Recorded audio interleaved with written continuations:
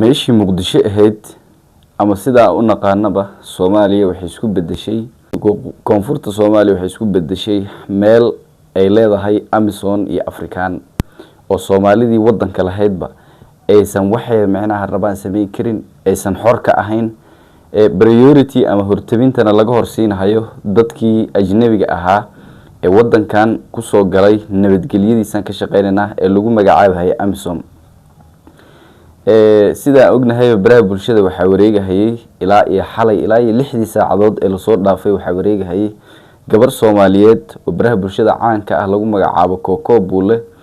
oo ooyeyso si public ah waliba live intay soo gashay muuqaalana soo sameysay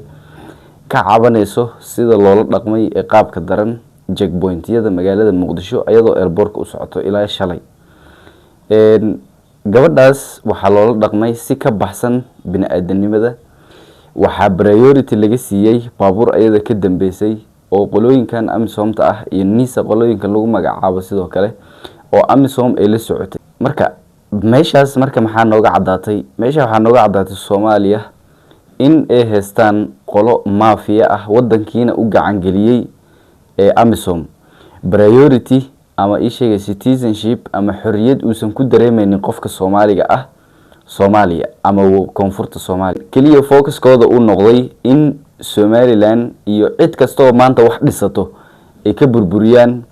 saaxadaha caalamka intay tagaan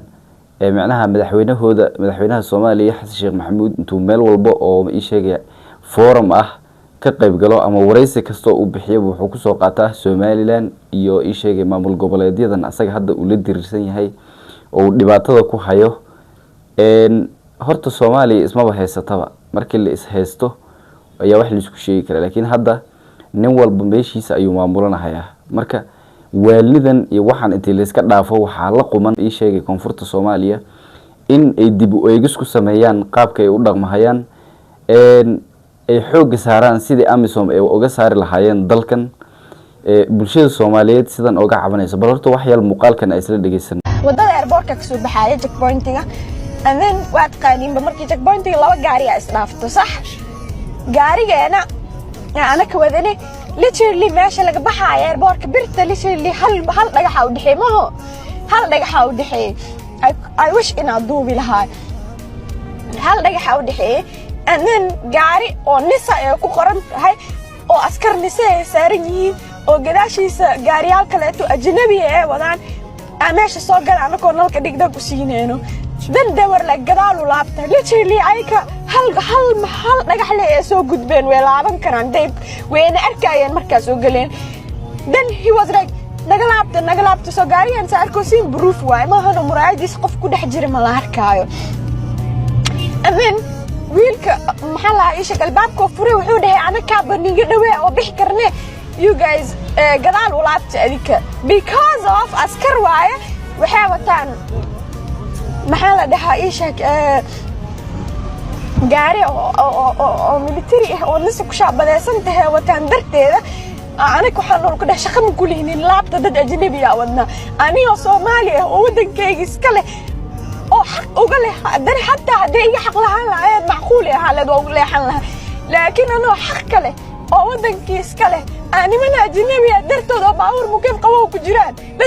markaas waxa lagu leeyahay dhalinyarta Soomaaliyeed maxay u tahriibaan baa lagu leeyahay intii noocan loola dhaqmo sida aad aragtaaba gabadhan caadi bay u oonaysaa literally waxyaabaha ay ka sheekeynayso ayadoo waa qof caan ah oo macnaha dareenkeeda ay soo bandhigtay qaabka loola dhaqmay oo waa hal xabo oo soo fakatay hal dacwo laakiin daily ay magaalada Muqdisho uga dhacdaa arinta ayada ah waxaas waxa ka sii daran gabdhaha Soomaaliyeed iyo dadyooga kale ee commentiga u soo galay gabadhan oo dhahayo ilaa iyo boqolaal baan ka tiriyay oo kulligood soo wada qorahayo anay igu dhacday sidaas macnaha ana sidaas la igu sameeyo saal ila dhaqmay marka su'aasha in la isweydiiyo mudan waxa waaye wadankan yaa iska leh wadankan waxa iska leh dad Soomaaliyeed laakiin sida aad arkaysaanba iyo sida waligeedba soo jireenka soo ahayd intii Soomaaliya ay burbursan tahayba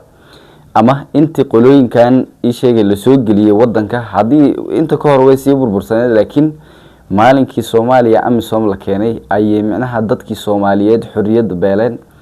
oo la bilaabay in laga hormariyo priority-ga AMISOM iyo wax kasto ay kasheer waxay gaareen xataa ay gabdho Soomaaliyeed macnaha ay duruufaha uga faa'iideystaan oo ay guursadaan caruur ay ka dhalaan caruurihii hadda 80 jiro anaga inala egyihiin oo 80 jiro iyo 20 jiro ay yihiin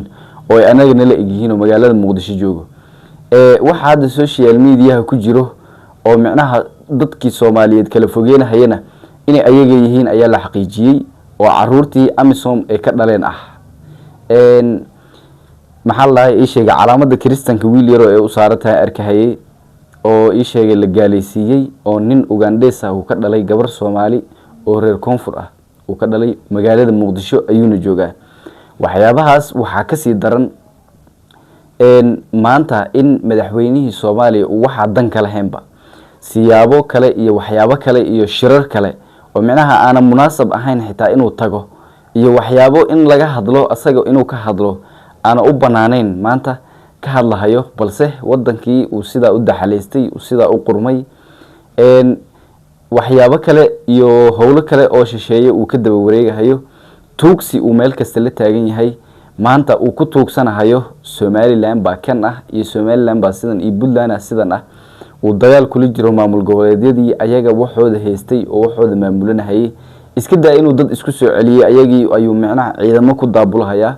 maalin walba uu lugaha ku dhagan yahay Somaliland oo aan horumarkeeda qorax soo baxday oo saacabada lagu qarin karin oo macnaha qof walba maanta damiir leh uu dareemi karo waxa Somaliland ay qabsatay iyo horumarka ay gaartay in xitaa 30 sano hadda kadib Soomaaliya aysan gaareen heerkaas in maanta uu lugaha ku dhago UN-ka iyo meel walba uu tago wareysi kasto uu bixiyaba uu soo hadal qaado Somaliland is part of Somalia afkay ka tahay laakiin waxa ay sheegayso waxba kama jiro literally caalamkana wuu ogaaday dhawaanna Somaliland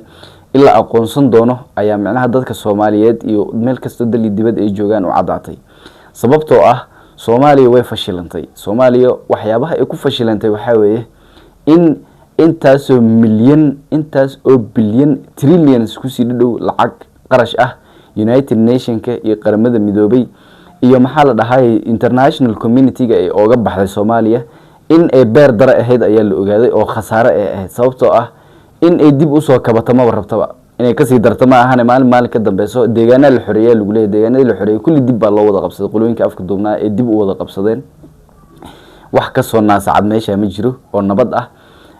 waa baaba iyo hoog iyo halaag marka inay dad yow ayaga ka dhaqaaqay oo macnaha ka horumarsan lugaha ku dhaganaadaan taas ayaa kalifayso waana masayr iyo cuqdad iyo wax aan macnaha la sii fiirsan karin caalamkana bariyahan sida ay ognahayba wuxuu fiirinayaa ama uu prioritize galeynayaa dadka inay hor u socdaan go'aansaday laakiin sida Soomaaliya oo kale inay dad lugaha ku dhagaan ma ahane hor u socod lagama filahayo sababtoo ah hay'ado ayaa Soomaaliya ka shaqeeyo hay'adahaas waxa la rabay isbedelkoodii in la arko lama arkahayo lacagihii iyo fandigii iyo daawooyinkii dadkii loogu talagalay looma geenayo oo laguma dabiibayo waxaas waxa ka sii daran mushaharaadkiiba xitaa la shaxaadaya oo dadka mushaharka si la rabo looma gaarsiiyo dad ayagiiba sidaas isku macnaha isku dhibaateynayo badda Soomaaliya waa la iska daldashaa kalluunkeeda iyo wax walba maalin walba cid fiirisa ma laho cid dan kale ma laha wadalal shisheeya iska daldashaan ilaa iyo haddana looma soo jeedo in ciidan dawladeed loo dhiso lacagaha beesha caalamka iyo UN-ka laga soo qaado iyo Mareykanka waxa la geliyaa ayaga jeebkooda ayay geliyaan oo familiadooda ay macnaha dibadaha ugu dhoofiyaan oo guriyada dibadaha uga dhistaan taas ayaana kaliftay maanta Mareykanka xataa oo u heelana Soomaaliya horumarkeeda iyo wax walba inuu ka niyad jabo oo uu u jeedsado xagga iyo Somaliland uu u jeedsado iyo aqoonsigeeda oo maanta aad iyo aad loo dardargelinayo ugu dambeynna 2026 dhexdiisa ama dhamaadkiisa ama bilbilowgiisaba in Somaliland natiijo fiican ee xaggaas ka heli doonto oo xagga aqoonsiga iyo horumarka ah haddii uu muuqaalka ku soo gaaro wixii fikirkaada ah oo arimahan anaga na haysto haddii aan nahay dhalinyar Soomaaliyeed dawladdan barankiga ah ee meelna u soconin wixii fikirkaada qaybta commentiga noogu soo qor muuqaalka hadduu ku soo gaaro like YouTube-ka hadaa ku cusubtahay waxa ka codsanayaa inaad subscribe noo saarto waan mahadsantihiin